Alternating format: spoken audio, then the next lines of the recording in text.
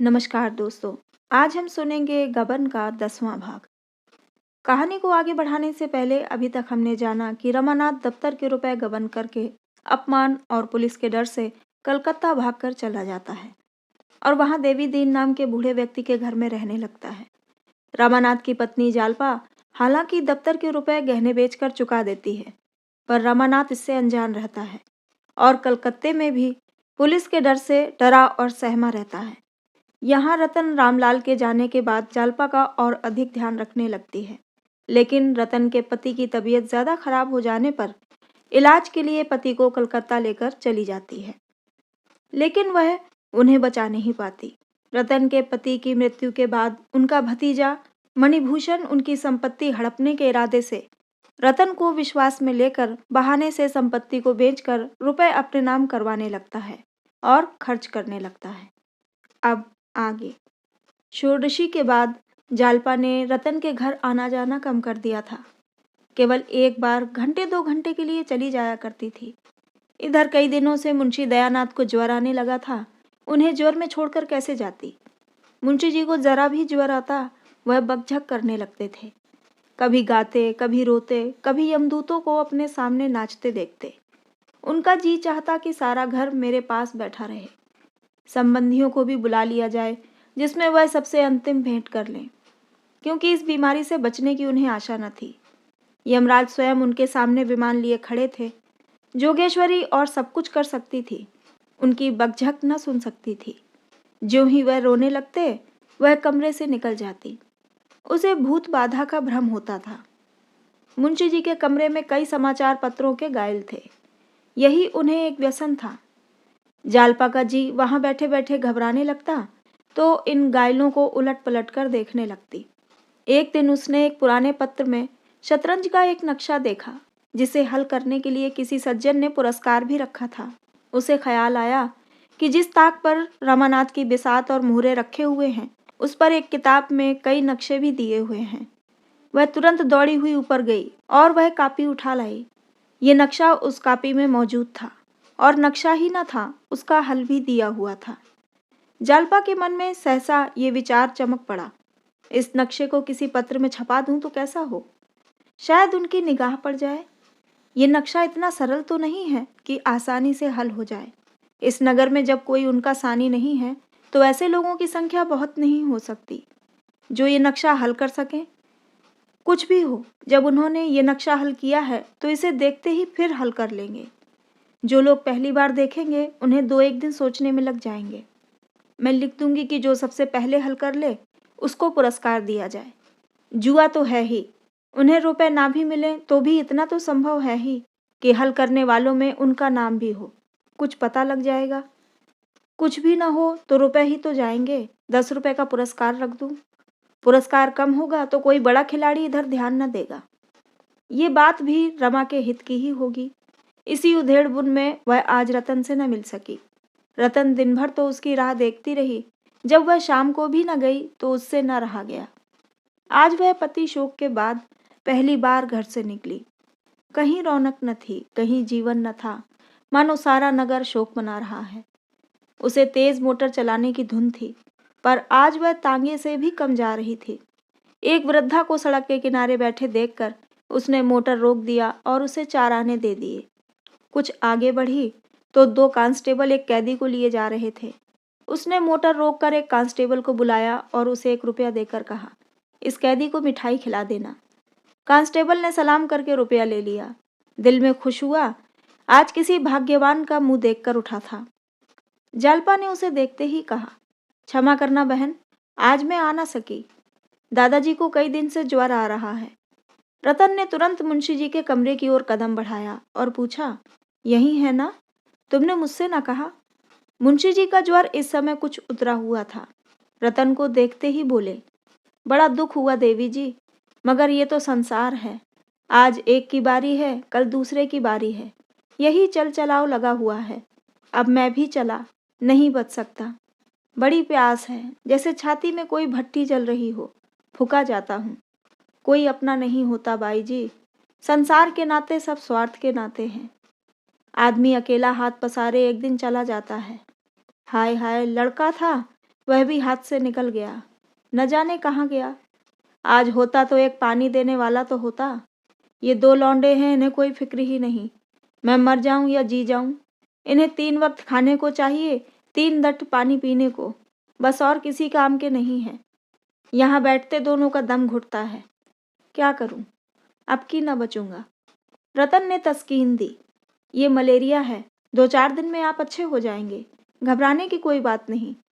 मुंशी जी ने दीन नज़रों से देखकर कहा, बैठ जाइए बहू जी, आप कहती हैं आपका आशीर्वाद है तो शायद बच जाऊं, लेकिन मुझे तो आशा नहीं है।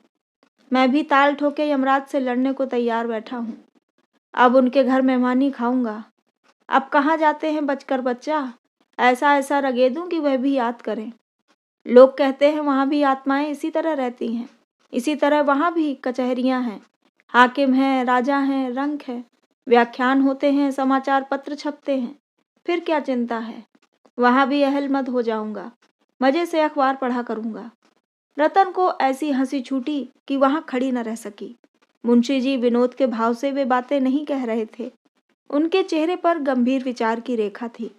आज 1.5-2 महीने के बाद रतन हंसी और इस असामयिक हंसी को छिपाने के लिए कमरे से निकल आई। उसके साथ ही जालपा भी बाहर आ गई। रतन ने अपराधी नज़रों से उसकी ओर देखकर कहा, दादाजी ने मन में क्या समझा होगा? सोचते होंगे मैं तो जान से मर रहा हूँ और इसे हंसी सूझती है। अब वहां न जाऊंगी।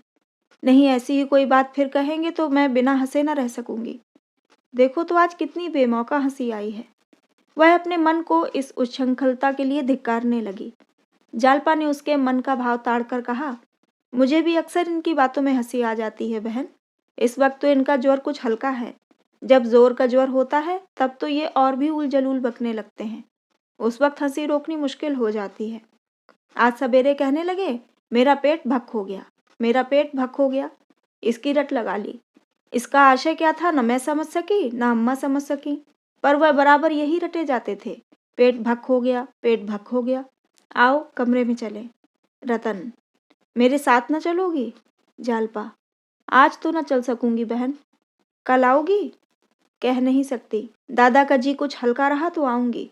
नहीं भाई, जरूर आना। तुमसे एक सलाह करनी है। क्या सलाह है? मनी कहते हैं यहाँ आप रहकर क्या करना है, घर चलो। बंगले को बेच देने को कहते हैं। जालपा ने एकाएक ठिठक कर उसका हाथ पकड़ लिया और बोली, ये तो तुमने बुरी खबर सुनाई बहन। मुझे इस दशा में तुम छोड़कर चली जाओगी? मैं न जाने दूंगी। मन्नी से कह दो बंगला बेच दें, मगर जब तक उनका कुछ पता न चल जाएगा मैं तुम्हें न छोड़ूंगी। तुम कुल 1 हफ्ते बाहर नहीं, मुझे एक एक पल पहाड़ हो गया। मैं न जानती थी कि मुझे तुमसे इतना प्रेम हो गया है। अब तो शायद मैं मर ही जाऊं। नहीं बहन, तुम्हारे पैरों पड़ती हूँ, अभी जाने का नाम न लेना। रतन की भी आंखें भर आईं। बोली, मुझसे भी वहां न रहा जाएगा, सच कहती हूँ। मैं तो कह दूंगी मुझे नहीं जाना है। जालपा उसका हाथ पकड़े हुए ऊपर अपने कमरे में ले गई और उसके गले में हाथ डालकर बोली, कसम खाओ कि मुझे छोड़कर न जाओगी। रतन ने उसे अंकवार में लेकर कहा, लो कसम खाती हूँ, न जाऊंगी, चाहे इधर की दुनिया उधर हो जाए। मेरे लिए वहाँ क्या रखा है? बंगला भी क्यों बेचूं? 200-250 मकानों का किराया है, हम दोनों के गुजर के लिए काफ़ी है।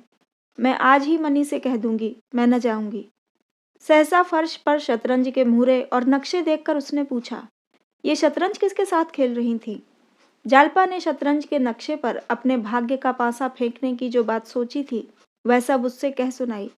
मन में डर रही थी कि ये कहीं इस प्रस्ताव को व्यर्थ न समझे, पागलपन का ख्याल न करे। लेकिन रतन सुनते ही बाग बाग हो गई। बोली, 10 रुपये तो बहुत कम पुरस्कार है, 50 रुपये कर दो, रुपये मैं देती हूँ।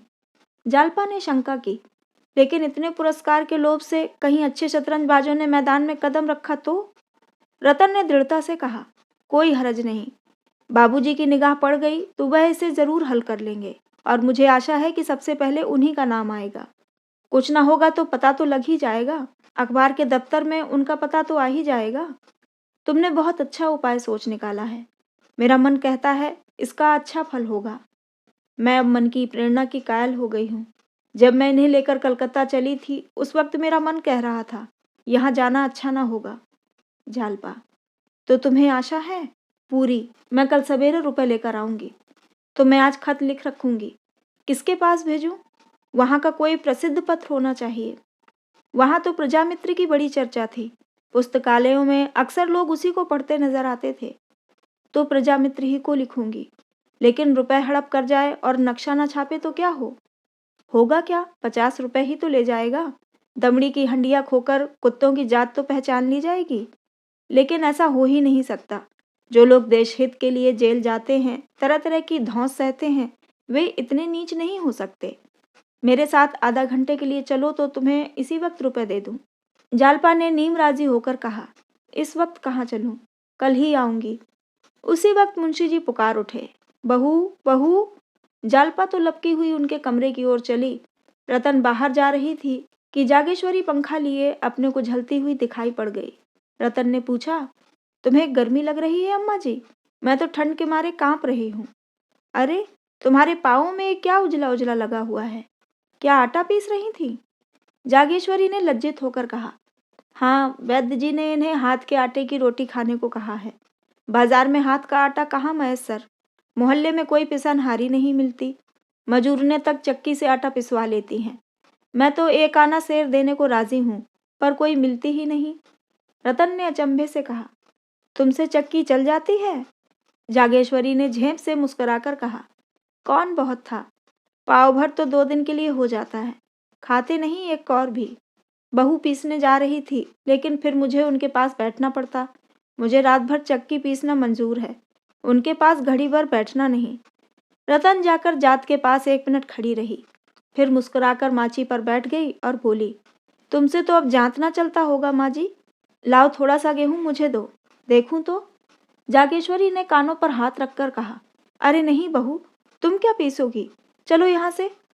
रतन ने प्रमाण दिया, मैंने बहुत दिनों तक पीसा है माँ जी।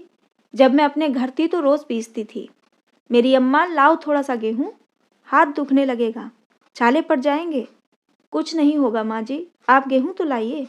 जागेश्वरी ने उसका हाथ पकड़कर उठाने की कोशिश करके कहा, गेहूं घर में नहीं है, अब इस वक्त बाजार से कौन लाए? अच्छा चलिए, मैं भंडारे में देखूं, गेहूं होगा कैसे नहीं। रसोई की बगल वाली कोठरी में सब खाने पीने का सामान रहता था। रतन अंदर चली गई और हांडियों में टटोल टटोल कर देखने लगी। एक हांडी में गेहूं निकल आए। बड़ी खुश हुई। बोली, देखा माँ जी, निकलेगी नहीं। तुम मुझसे बहाना कर रही थी। उसने एक टोकरी में थोड़ा सा गेहूं निकाल लिया और खुश खुश चक्की पर जाकर पीसने लगी। जागेश्वरी ने जाकर जालपा से कहा, बहू, वह जांत पर बैठी गेहूं पीस रही है। उठाती हूँ, उठती ही नहीं। कोई देख ले तो क्या कहे। जालपा ने मुंशी जी के कमरे से निकलकर सास की घबराहट का आनंद उठाने के लिए कहा, ये तुमने क्या गजब किया अम्मा जी। सचमुच कोई देख ले तो नाक ही कट जाए। चलिए जरा देखूं। जागेश्वरी ने विवशता से कहा, क्या करूं, मैं समझा के हार गई, मानती ही नहीं। जालपा ने जाकर देखा तो रतन गेहूं पीसने में मग्न थी। विनोद के स्वाभाविक आनंद से उसका चेहरा खिला हुआ था। इतनी ही देर में उसके माथे पर पसीने की बूंदें आ गई थीं। उसके बलिष्ठ हाथों में जांत लट्टू के समान नाच रहा था। जालपा ने हंसकर कहा, ओरी, आटा महीन हो, नहीं पैसे न मिलेंगे। रतन को सुनाई न दिया। बहरों की भांति अनिश्चित भाव से मुस्कुराई। जालपा ने और जोर से कहा, आटा खूब महीन पीसना, नहीं पैसे न पाएगी। रतन ने भी हंसकर कहा, जितना महीन कहिए उतना महीन पीस दूं बहू जी, पिसाई अच्छी मिलनी चाहिए। जालपा, मोले शेर। रतन, मोले शेर सही। जालपा, मुंह धोआओ, धौले शेर मिलेंगे। रतन, मैं ये सब पीस कर उठूंगी, तुम यहाँ क्यों खड़ी हो? जालपा, आ जाऊं, मैं भी खिंचवा दूं। रतन, जी चाहता है कोई जांत का गीत गाऊं। जालपा, अकेले कैसे गाओगी? जागेश्वरी से, अम्मा आप जरा दादाजी के पास बैठ जाएं, मैं अभी आती हूँ। जालपा भी जांत पर जा बैठी और दोनों जांत का ये गीत गाने लगी। मुहि जोगिन बना के कहाँ गए रे जोगिया। दोनों के मधुर स्वर थे। जांत की घुमुर घुमुर उनके स्वर के साथ साज का काम कर रही थी। जब दोनों एक कड़ी गाकर चुप हो जाती तो जांत का स्वर मानो कंठ ध्वनि से रंजित होकर और भी मनोहर हो जाता था। दोनों के हृदय इस समय जीवन के स्वाभाविक आनंद से पूर्ण थे। न शोक का भार था, न वियोग का दुख। जैसे दो चिड़ियां प्रभात की अपूर्व शोभा से मग्न होकर चहक रही हूं। रमानाथ की चाय की दुकान खुल तो गई, पर केवल रात को खुलती थी। दिन भर बंद रहती थी। रात को भी अधिकतर देवी दिन ही दुकान पर बैठता, पर बिक्री अच्छी हो जाती थी। पहले ही दिन 3 रुपए के पैसे आए। दूसरे दिन से 4-5 रुपए का औसत पड़ने लगा। चाय इतनी स्वादिष्ट होती थी कि जो एक बार यहाँ चाय पी लेता फिर दूसरी दुकान पर न जाता। रमा ने मनोरंजन की भी कुछ सामग्री जमा कर दी। कुछ रुपए जमा हो गए तो उसने एक सुंदर मेज ली। चिराग जलने के बाद साग भाजी की बिक्री ज्यादा न होती थी। वह उन टोकरों को उठाकर अंदर रख देता और बरामदे में वह मेज लगा देता। उस पर ताश के सेट रख देता। 2 दैनिक पत्र भी मंगाने लगा। दुकान चल निकली। उन्हीं 3-4 घंटों में 6-7 रुपए आ जाते थे और सब खर्च निकालकर 3-4 रुपए बच रहते थे। इन 4 महीनों की तपस्या ने रमा की भोग लालसा को और भी प्रचंड कर दिया था। जब तक हाथ में रुपए न थे वह मजबूर था। रुपए आते ही सैर सपाटे की धुन सवार हो गई। सिनेमा की याद भी आई। रोज के व्यवहार की मामूली चीजें जिन्हें अब तक वह टालता आया था अब आबाद रूप से आने लगी। देवी दीन के लिए वह एक सुंदर रेशमी चादर लाया। जग्गू के सिर में पीड़ा होती रहती थी।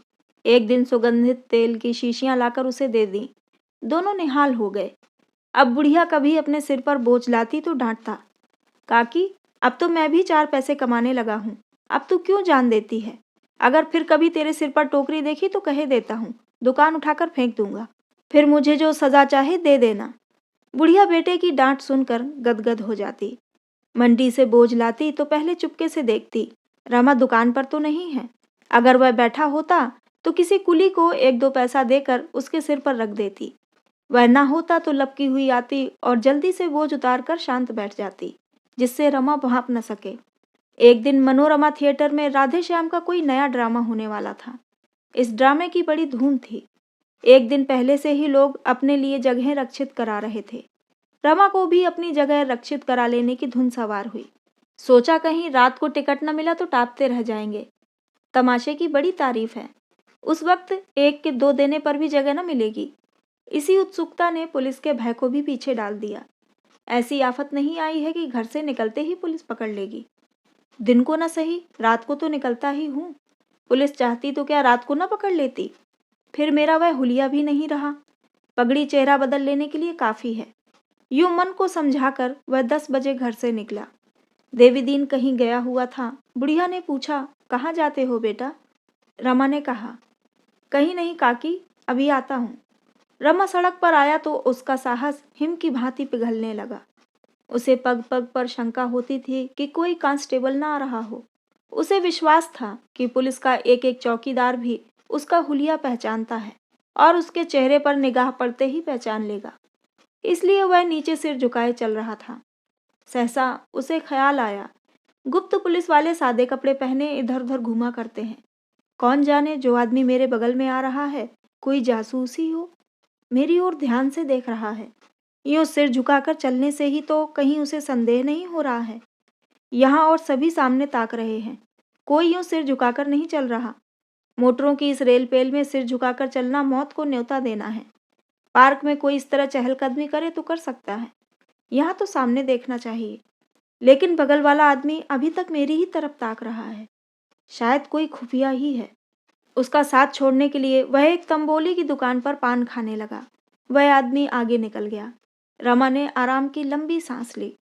अब उसने सिर उठा लिया और दिल मजबूत करके चलने लगा। इस वक्त ट्राम का भी कहीं पता न था, नहीं उसी पर बैठ जाता। थोड़ी ही दूर चला होगा कि 3 कांस्टेबल आते दिखाई दिए। रमा ने सड़क छोड़ दी और पटरी पर चलने लगा। ख्वामख्वाह सांप के बिल में उंगली डालना कौन सी बहादुरी है। दुर्भाग्य की बात, तीनों कांस्टेबलों ने भी सड़क छोड़कर वही पटरी ले ली। मोटरों के आने जाने से बार बार इधर उधर दौड़ना पड़ता था। रमा का कलेजा धक धक करने लगा। दूसरी पटरी पर जाना तो संदेह को और भी बढ़ा देगा। कोई ऐसी गली भी नहीं जिसमें घुस जाऊं। अब तो सब बहुत समीप आ गए। क्या बात है, सब मेरी ही तरफ देख रहे हैं। मैंने बड़ी हिमाकत की कि ये पगड़ बांध लिया, और बंधी भी कितनी बेतुकी। एक टीले सा ऊपर उठ गया है। ये पगड़ी आज मुझे पकड़वाएगी। बांधी थी कि इससे सूरत बदल जाएगी। ये उल्टे और तमाशा बन गई। हाँ, तीनों मेरी ही ओर ताक रहे हैं, आपस में कुछ बातें भी कर रहे हैं। रमा को ऐसा जान पड़ा पैरों में शक्ति नहीं है। बस शायद सब मन में मेरा हुलिया मिला रहे हैं। अब नहीं बच सकता। घर वालों को मेरे पकड़े जाने की खबर मिलेगी तो कितने लज्जित होंगे। जालपा तो रो रो कर प्राण ही दे देगी। 5 साल से कम सजा न होगी। आज इस जीवन का अंत हो रहा है। इस कल्पना ने उसके ऊपर कुछ ऐसा आतंक जमाया कि उसके अवसान जाते रहे। जब सिपाहियों का दल समीप आ गया तो उसका चेहरा भय से कुछ ऐसा विकृत हो गया, उसकी आंखें कुछ ऐसी सशंक हो गईं और अपने को उनकी आंखों से बचाने के लिए वह कुछ इस तरह दूसरे आदमियों की आड़ खोजने लगा कि मामूली आदमी को भी उस पर संदेह होना स्वाभाविक था। फिर पुलिस वालों की मंजी हुई आंखें क्यों चूकती। एक ने अपने साथी से कहा, यो मनई चोर न होए तो तुमरी टांगन ते निकर जाए, कस चोरन के नहीं ताकत है। दूसरा बोला, कुछ संदेह तो हमों का हुई रहा है, फुरे कै पांडे असली चोर है। तीसरा आदमी मुसलमान था। उसने रमा को ललकारा, ओ जी ओ पगड़ी, जरा इधर आना, तुम्हारा क्या नाम है। रमानाथ ने सीना जोरी के भाव से कहा, हमारा नाम पूछकर क्या करोगे, मैं क्या चोर हूँ। चोर नहीं तुम सा हो, नाम क्यों नहीं बताते। रमा ने एक क्षण आगा पीछा में पड़कर कहा, हीरालाल। घर कहाँ है। घर, हाँ घर ही पूछते हैं, शाहजहांपुर। कौन मोहल्ला। रमा शाहजहांपुर न गया था, न कोई कल्पित नाम ही उसे याद आया कि बता दे।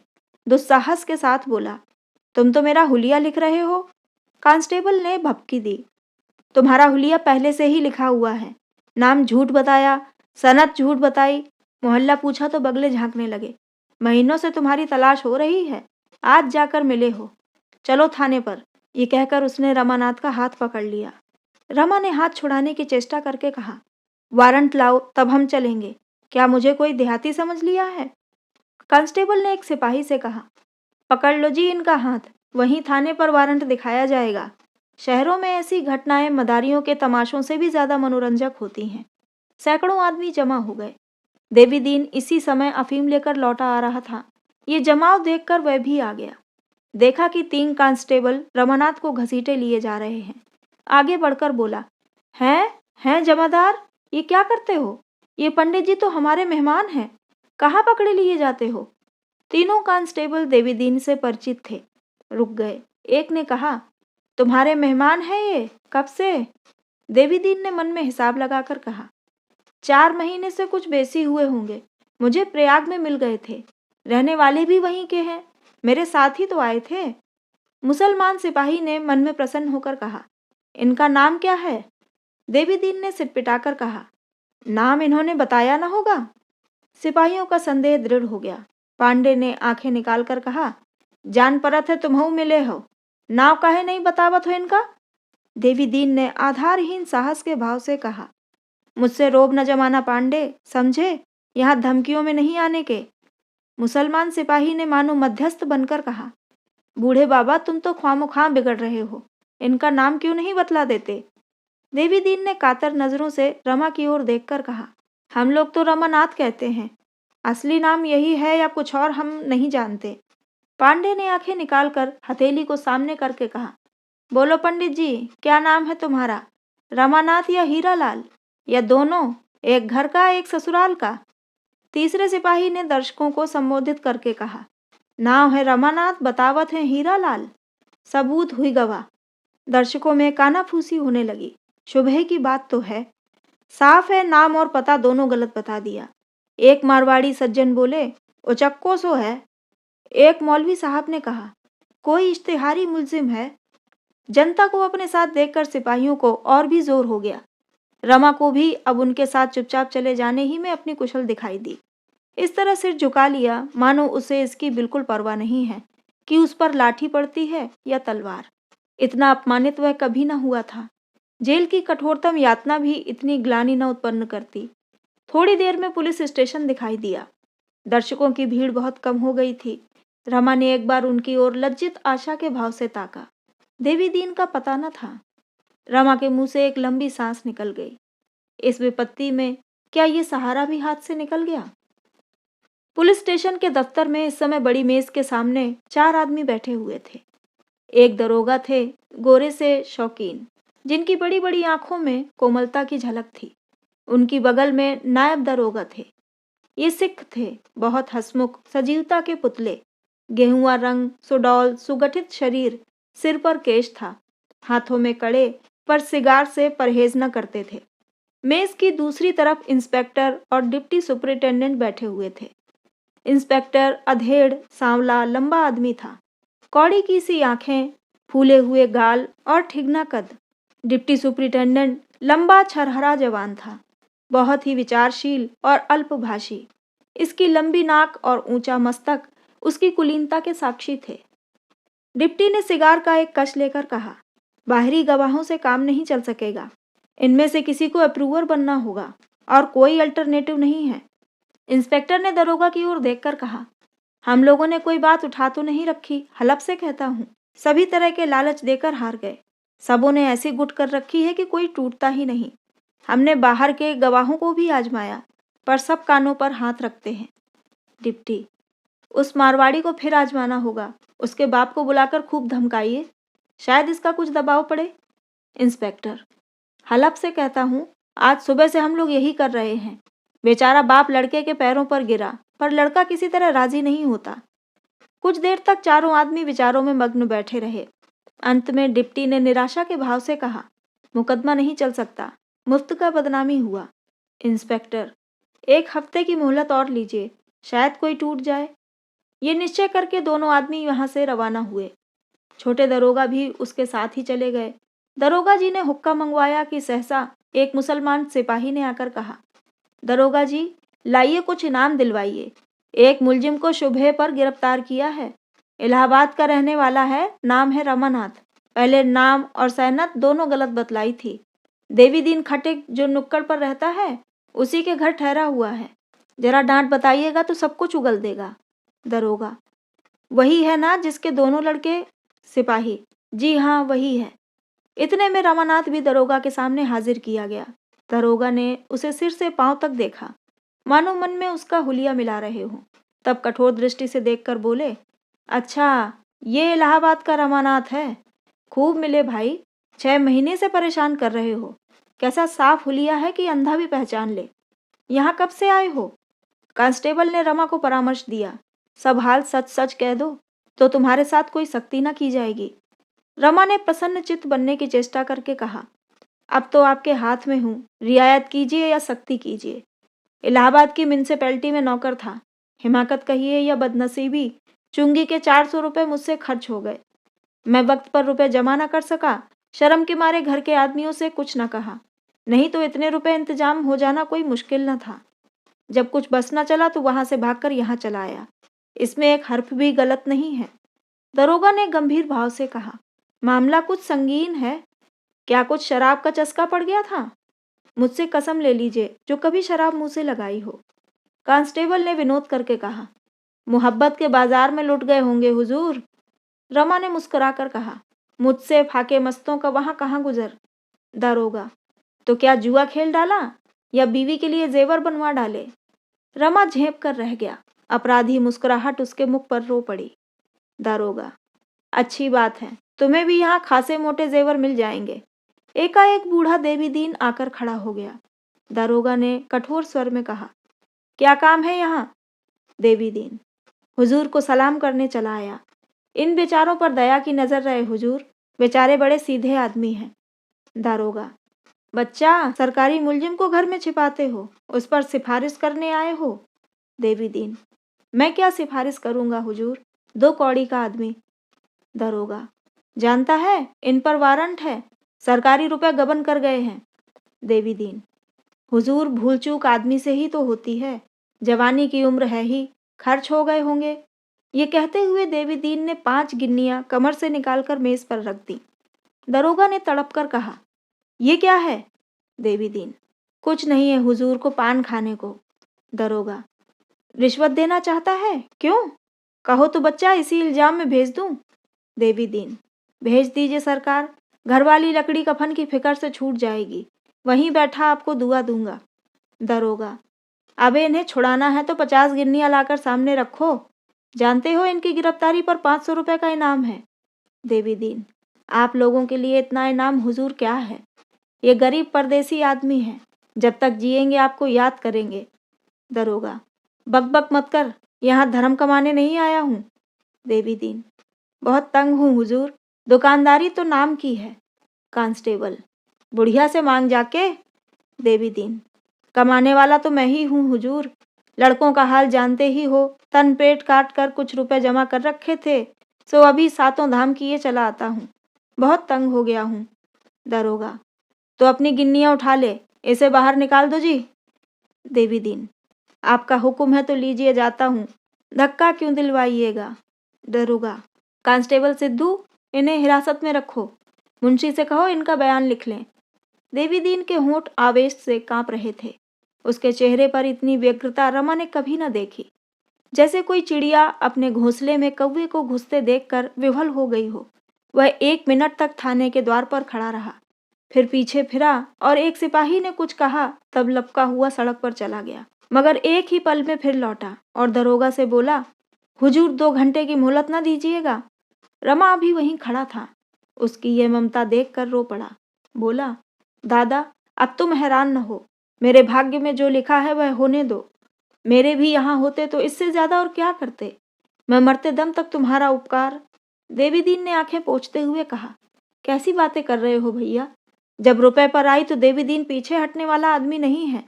इतने रुपए तो एक एक दिन जुए में हार जीत गया हूँ। अभी घर बेच दूं तो 10,000 की मालियत है, क्या सिर पर लाद कर ले जाऊंगा।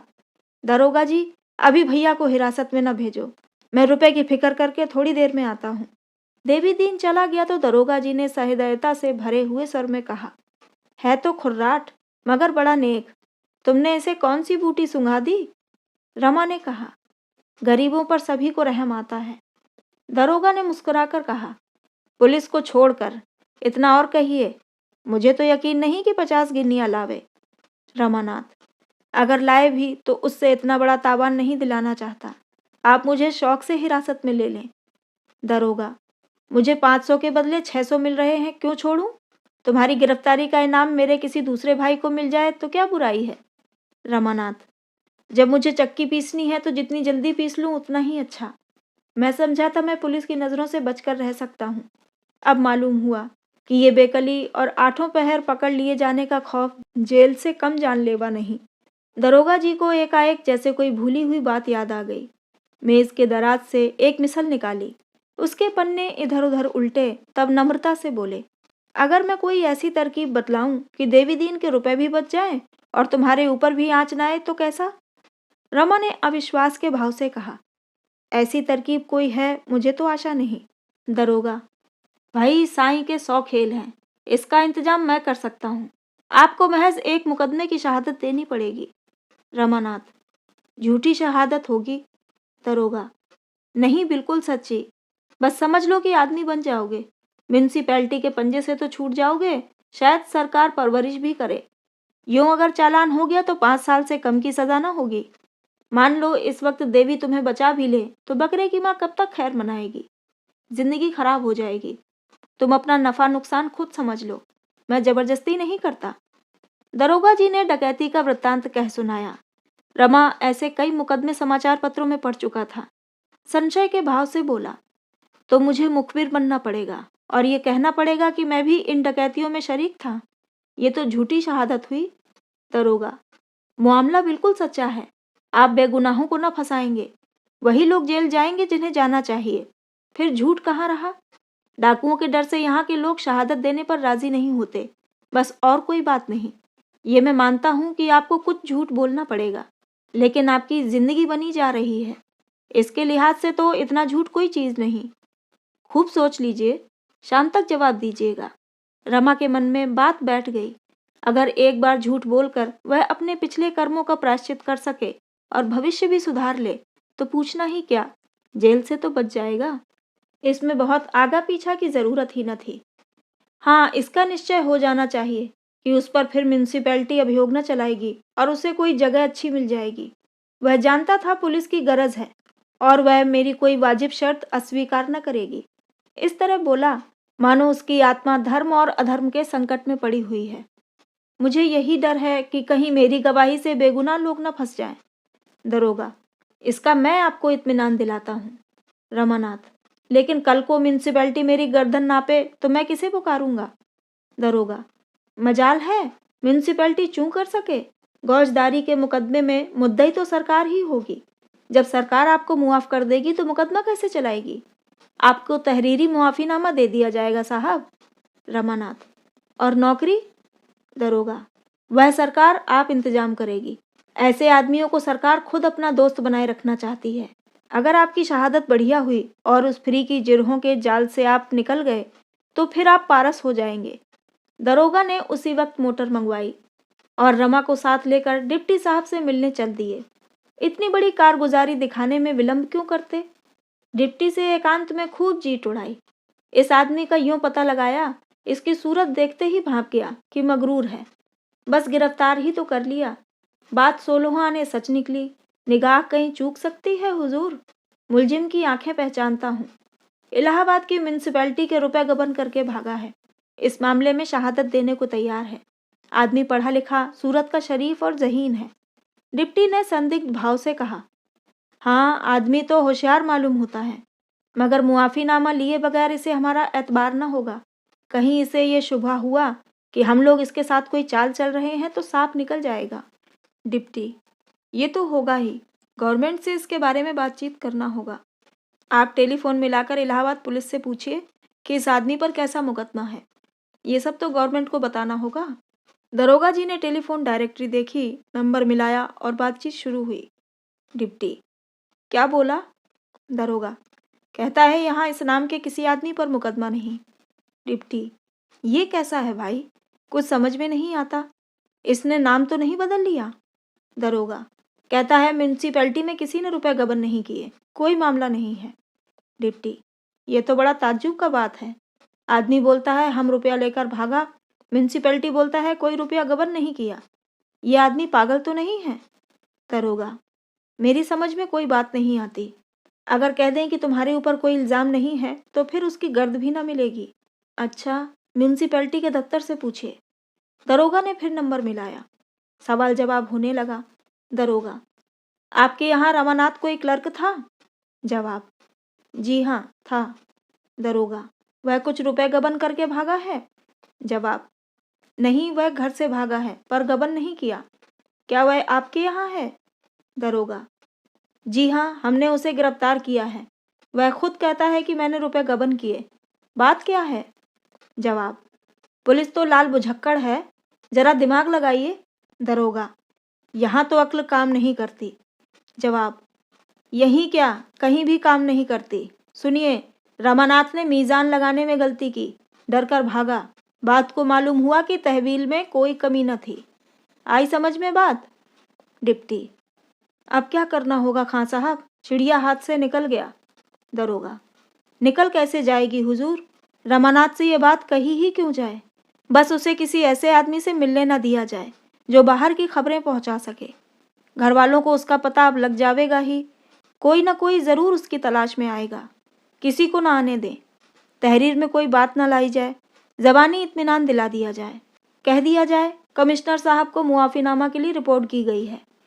इंस्पेक्टर साहब से भी राय ले ली जाए। इधर तो ये लोग सुपरिटेंडेंट से परामर्श कर रहे थे। उधर 1 घंटे में देवीदीन लौट कर थाने आया तो कांस्टेबल ने कहा, दरोगा जी तो साहब के पास गए। देवीदीन ने घबराकर कहा, तो बाबूजी को हिरासत में डाल दिया? कांस्टेबल, नहीं, उन्हें भी साथ ले गए।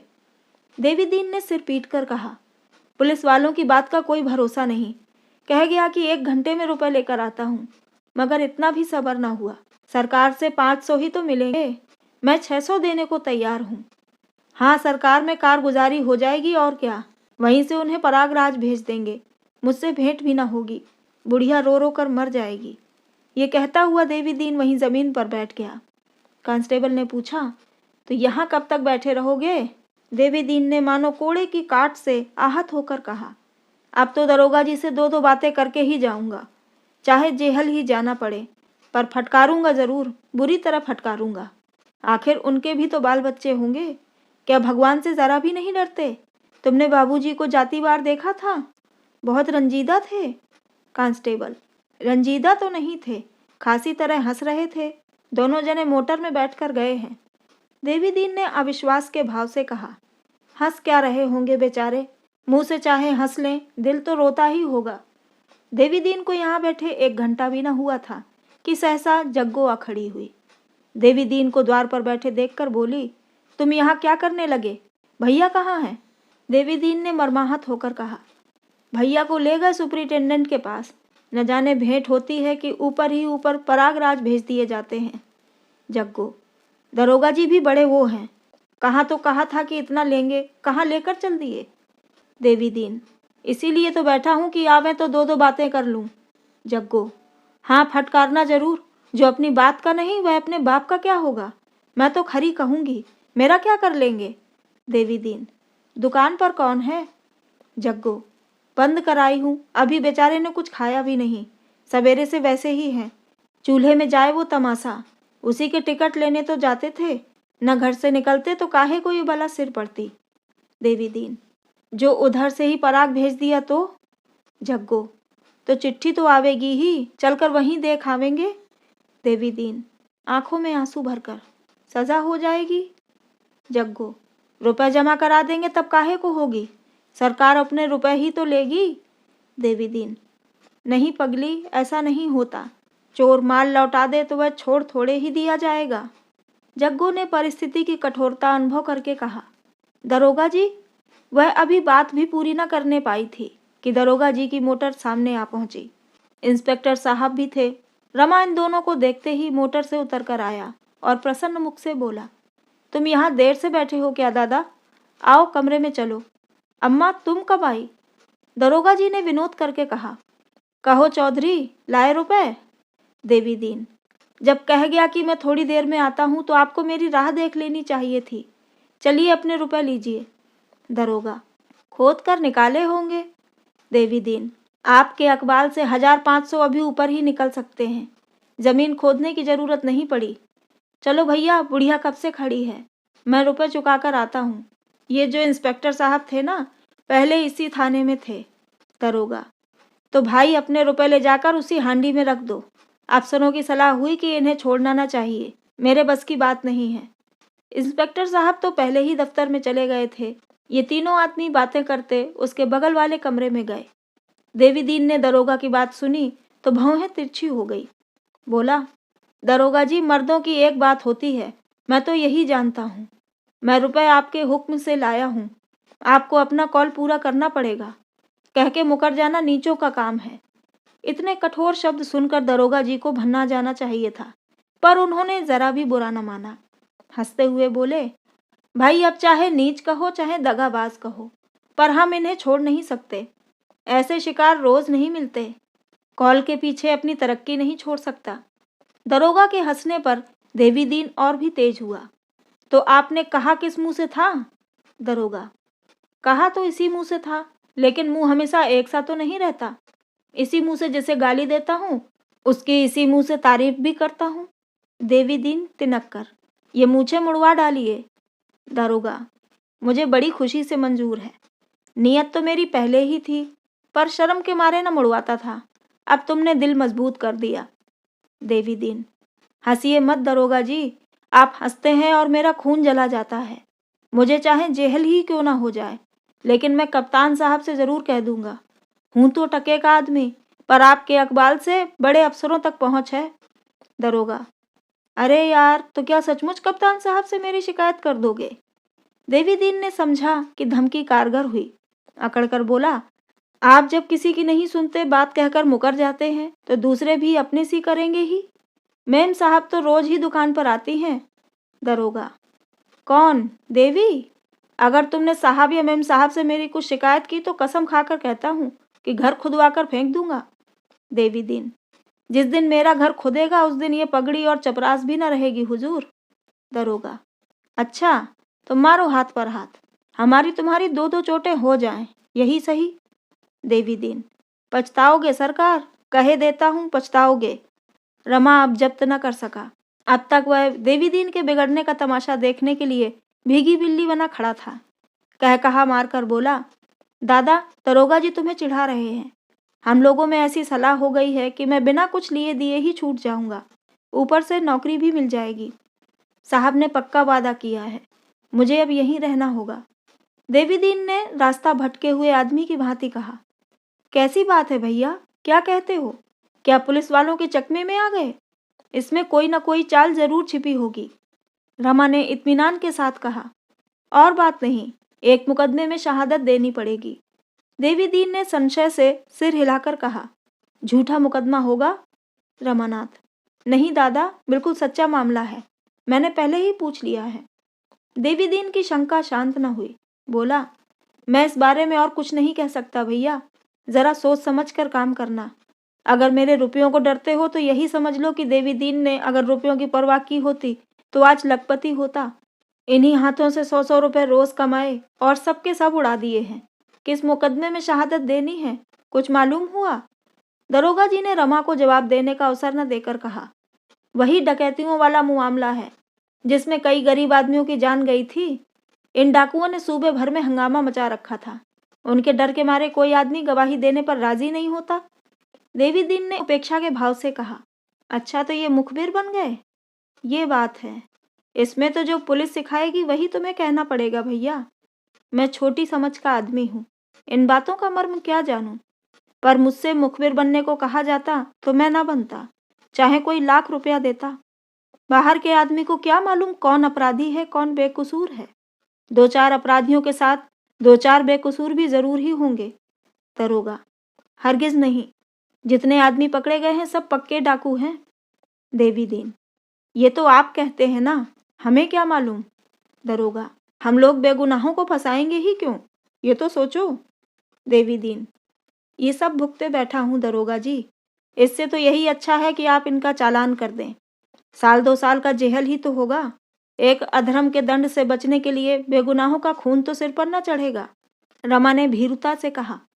मैंने खूब सोच लिया है दादा, सब कागज देख लिए हैं, इसमें कोई बेगुनाह नहीं है।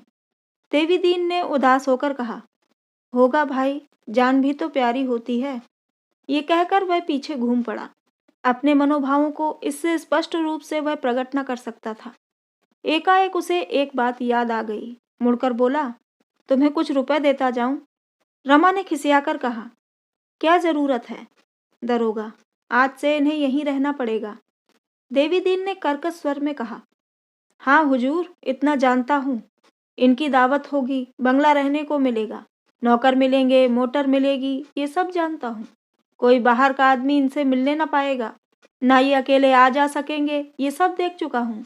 ये कहता हुआ देवी दीन तेजी से कदम उठाता हुआ चल दिया, मानो वहां उसका दम घुट रहा हो। दरोगा ने उसे पुकारा, पर उसने फिर कर न देखा। उसके मुख पर पराभूत वेदना छाई हुई थी। जग्गो ने पूछा, भैया नहीं आ रहे हैं? देवी दीन ने सड़क की ओर ताकते हुए कहा। भैया अब नहीं आएंगे। जब अपने ही अपने न हुए तो बेगाने हैं ही। वह चला गया। बुढ़िया भी पीछे पीछे भुनभुनाती चली। तो दोस्तों, आज के भाग में इतना ही। कहानी आपको पसंद आ रही हो तो कृपया लाइक कर दीजिएगा, चैनल को सब्सक्राइब जरूर कर लीजिएगा। तो मिलते हैं आगे की कहानी के साथ अगले भाग में। नमस्कार।